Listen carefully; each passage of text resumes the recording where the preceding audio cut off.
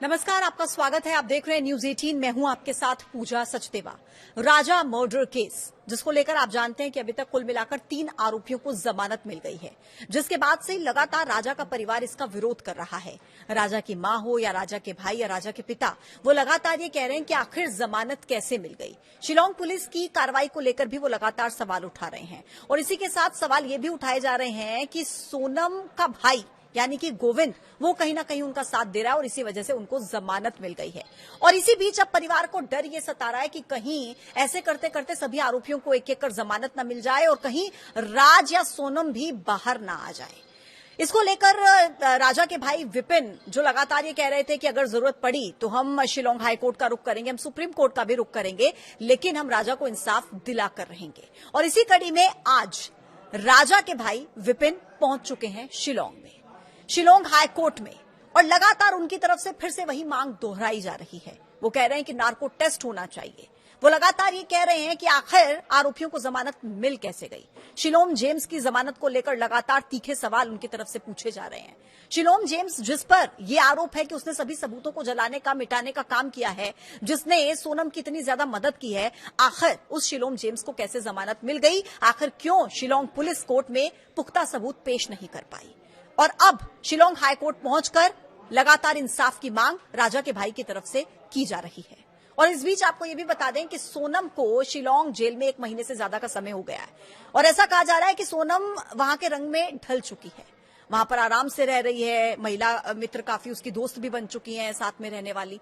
इसके अलावा यह भी कहा जा रहा है कि हफ्ते में एक बार उसे फोन पर बात करने के लिए भी इजाजत दे दी जाती है।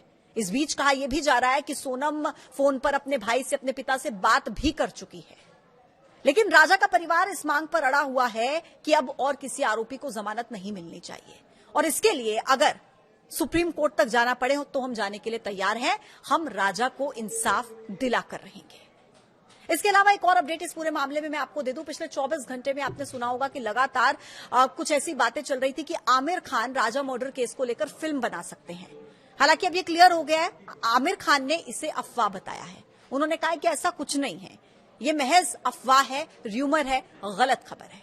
उन्होंने कहा कि ऐसी अफवाहें शुरू कहां से होती हैं, मुझे तो ये समझ में नहीं आता। तो कुल मिलाकर आमिर खान ऐसी कोई मूवी हाल फिलहाल नहीं बनाने वाले हैं, ये क्लियर हो चुका है। आमिर खान ने खुद इस बात को क्लियर कर दिया है। और दूसरी तरफ जैसा मैंने आपको पहले बताया कि राजा का परिवार अब लगातार डेरा डाले हुए है और ये कह रहा है कि हमें अगर सुप्रीम कोर्ट तक भी जाना पड़ा तो हम जाएंगे, लेकिन हम राजा रघुवंशी को इंसाफ दिलाकर रहेंगे। 3 आरोपी अभी तक इस पूरे मामले में जमानत से बाहर हैं, जमानत पर बाहर हैं, और बाकी के जो 5 आरोपी हैं वो अभी फिलहाल जेल में बंद हैं। और इसी को लेकर परिवार अब लड़ाई लड़ रहा है कि किसी और को जमानत ना मिल जाए, कहीं एक एक करके सभी आरोपी बाहर ना आ जाएं। राजा को न्याय कैसे मिलेगा? नार्को टेस्ट की मांग लगातार परिवार की तरफ से की जा रही है, क्योंकि वो ये मानते हैं कि कहीं ना कहीं सोनम और राज कुशवाहा झूठ बोल रहे हैं, मामला कुछ और है, किसी और वजह से राजा का कत्ल किया गया। और वो कह रहे हैं कि नार्को टेस्ट होगा तभी सच सामने आएगा।